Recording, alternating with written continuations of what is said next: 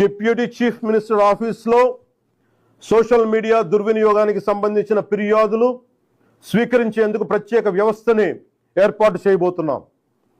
Screen shots, links, videos లేదా ఇతర digital ఎవిడెన్స్తో ఫిర్యాదు చేయవచ్చు. ప్రతి జెన్యూన్ కంప్లైంట్ను పరిశీలించి సంబంధిత అధికారులకు పంపించి చట్టపరమైన చర్యలు తీసుకునేలా చేస్తాం.